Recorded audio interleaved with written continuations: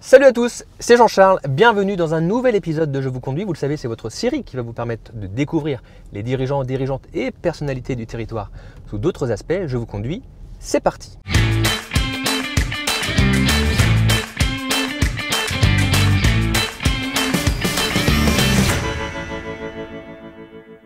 Et pour ce nouveau numéro de Je vous conduis, nous sommes à Rennes. Et qui dit Rennes dit entre autres le groupe Legendre. Nous avons la joie de recevoir Vincent Legendre, président du groupe éponyme. Et on l'accueille tout de suite. Bonjour Vincent Legendre. Bonjour Jean-Charles. Installez-vous. Merci beaucoup. Confortablement, mettez votre ceinture. On rappelle que on a des mesures sanitaires, donc vous pouvez enlever votre masque. On est ravis de vous accueillir. Vincent, ici à Rennes, l'une des grandes métropoles de notre pays. Mais pourtant, pour le groupe Legendre, tout a commencé dans un petit village, aujourd'hui de 1700 habitants, à Manlis. C'est ça, exactement.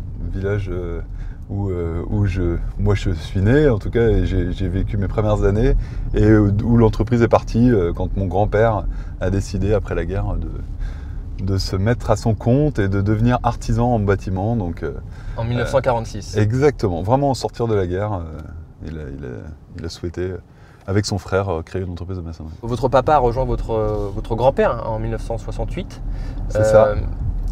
Lui, il était maçon dans un premier temps, c'est ça? Mon père était maçon avec l'envie d'apprendre ce métier manuel qu'il a très vite passionné. Mon père n'était pas passionné par les études, donc il s'est arrêté très vite après son certificat d'études. Donc à 15 ans, il a commencé à travailler avec son père. Il l'a tout de suite rejoint pour apprendre ce métier de la maçonnerie, donc traditionnel. Travailler la pierre, travailler évidemment le béton, le parpaing, et il a démarré comme ça. C'est votre oncle Gilbert aussi qui a rejoint après le... Alors mon oncle a rejoint un peu plus tard, en 1972 je crois.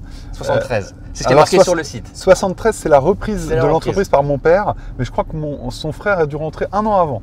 Et en 1973, mon père prend la suite de mon grand-père à la direction de l'entreprise. Et mon grand-père devient un salarié de l'entreprise. Mon grand-père, c'était un artisan du bâtiment dans l'âme. Ce qu'il avait envie, c'était de transmettre un savoir-faire. Mon père avait envie d'entreprendre. C'est un peu différent, donc il a vite pris les rênes de l'entreprise pour la développer.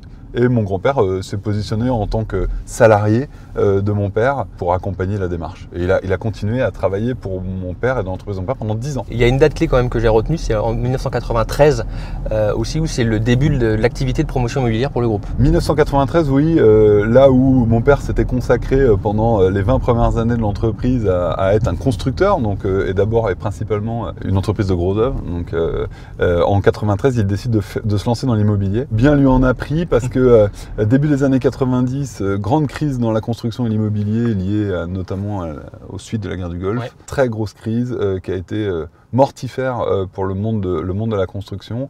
Et mon père s'était lancé juste avant cette crise dans l'immobilier, c'est ce qui l'a sauvé.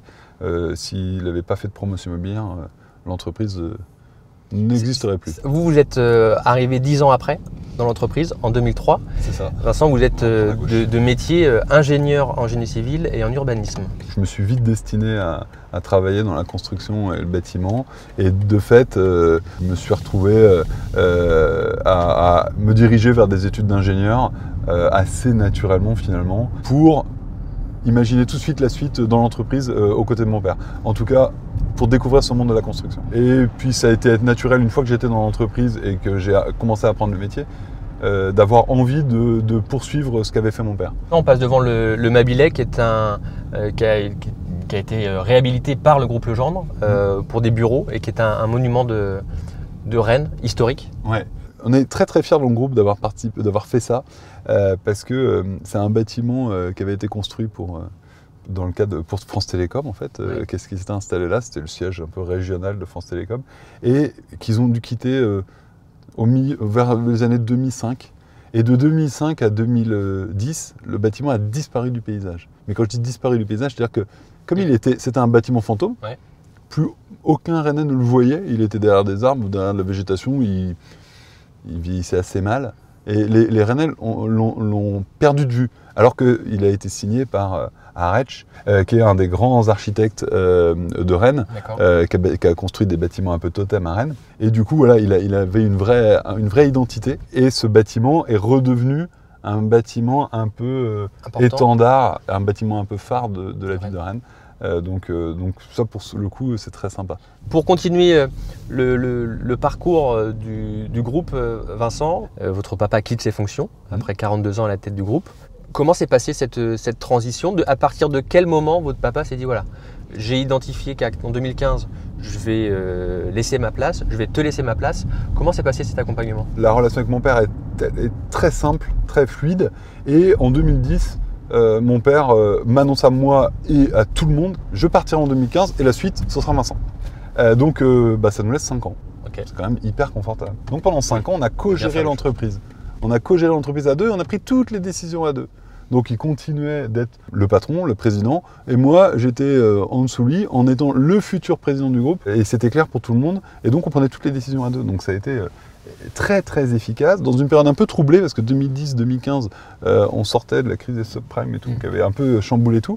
Et finalement, on a conservé, nous, à l'échelle du groupe, une dynamique super intéressante, parce qu'on se partageait les rôles. De fait, en 2015, on arrive, mon père s'arrête à la fin de l'année, et moi, très vite, en début d'année 2015, je lui dis, bah écoute, j'ai beaucoup aimé notre co-gestion, je ne gouvernerai pas tout seul. Donc on a travaillé avec des conseils pour organiser la nouvelle gouvernance d'entreprise. Et donc on a changé les statuts de l'entreprise pour passer en conseil de surveillance et directoire.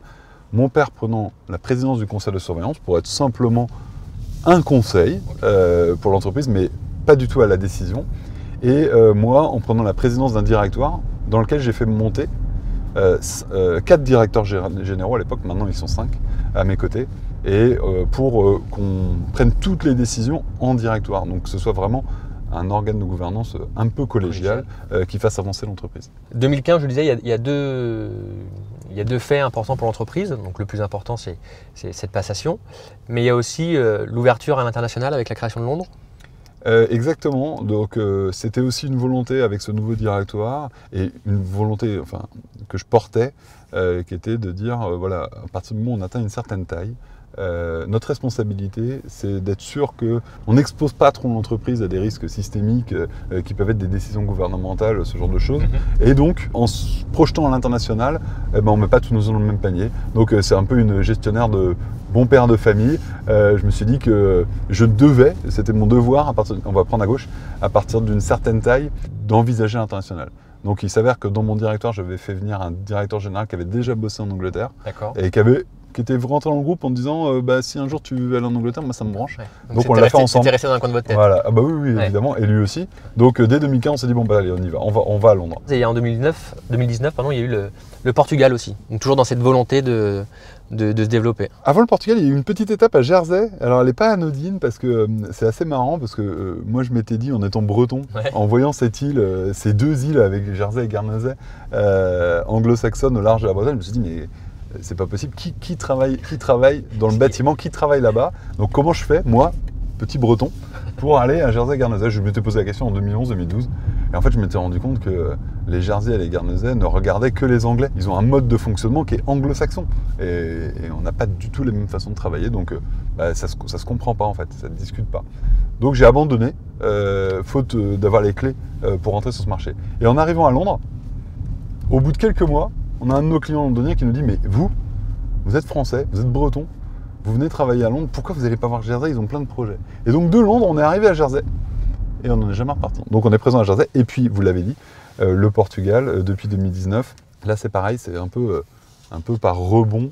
D'abord, on a suivi un client français dans le luxe qui souhaitait construire une usine au Portugal, qui nous demandait de l'accompagner parce qu'il ne connaissait pas le marché portugais. On s'est dit pas de problème, on vous accompagne.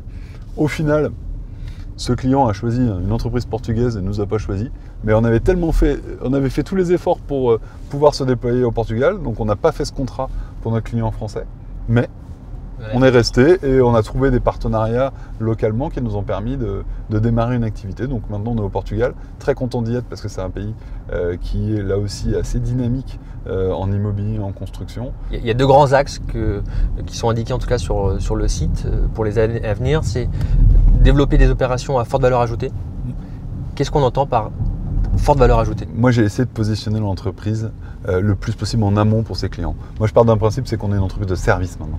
On est une entreprise de service en construction, en immobilier et en énergie renouvelable. C'est-à-dire que vous êtes une entreprise, vous êtes une puissance publique. Le groupe doit être capable de répondre à toutes les problématiques immobilières de construction d'énergie. Et bien, ça nous demande d'intégrer beaucoup d'ingénierie en interne, d'intégrer beaucoup de savoir-faire, beaucoup de compétences pour concevoir avec nos clients et donner donner des réponses qui soient des réponses globales. Là, c'est en amont. Et puis en aval, parce qu'on fait de l'exploitation, on fait de la maintenance. Donc, c'est aussi d'être en capacité de proposer à nos clients une offre de service qui va être dans l'accompagnement sur la durée. Vous souhaitez un siège social en tant qu'entreprise, eh ben, on vous le construit, on vous le conçoit, on vous le construit. Et puis si vous voulez, on peut vous l'exploiter, on peut vous le maintenir. Et il y a un autre axe qui est un peu plus lointain, celui-ci, qui va venir vite, puisqu'on est déjà en 2021, c'est en 2025 où vous aimeriez faire 20% du chiffre d'affaires à l'étranger. Exactement. Donc ça n'a pas changé depuis 2015. On avait parlé de 25%. Aujourd'hui, le chiffre d'affaires En 2021, le chiffre d'affaires international sera à peu près 10%. Ok. Et là, au début 2021, le chiffre d'affaires du groupe est de combien? En 2021, on a un prévisionnel qui tourne aux alentours des 850 millions d'euros. D'accord. Donc on sait qu'on sera entre 80 et 100 millions d'euros de chiffre d'affaires à l'international. J'estime que c'est une superbe performance. Je ne sais pas si on sera au rendez-vous des 25% qu'on s'était donné. Ce sera difficile, mais finalement ce sera difficile pour une seule et unique raison. C'est qu'on n'a pas fait de croissance externe. On a tout créé ex nihilo. Nos trois agences à l'international ont été créées de rien. On n'a pas repris d'entreprise, on n'a fait aucun rachat. Quand on est dans un groupe en croissance et qu'on crée du ex nihilo, il faut du temps pour que la proportion du ex nihilo soit importante dans le portefeuille du groupe. Vous faites partie d'une saga familiale. Votre papa vous a laissé la main en 2015, on l'a dit. Qu'est-ce que vous aimeriez qu'on dise de vous quand à votre tour vous allez prendre votre retraite? Qu'est-ce que j'aimerais qu'on dise de moi?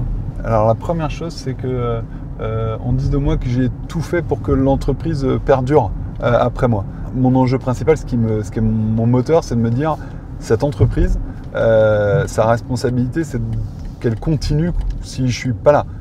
Et elle doit surtout pas dépendre de moi et essentiellement de moi. S'il y a une chose qu'il faudra être retenu, c'est ça, c'est que je voudrais pas être celui qui, quand il est parti, a fait que la boîte ne savait plus fonctionner, quoi. Ça, ce serait un terrible échec. On vous remercie, Vincent Legendre, d'avoir été avec nous pour cet épisode. C'était un vrai plaisir. Et quant à nous, on va se retrouver très prochainement pour un nouveau numéro de Je vous conduis. D'ici là, prenez soin de vous. À très bientôt. Salut. Je vous conduis vous a été présenté par CIC West.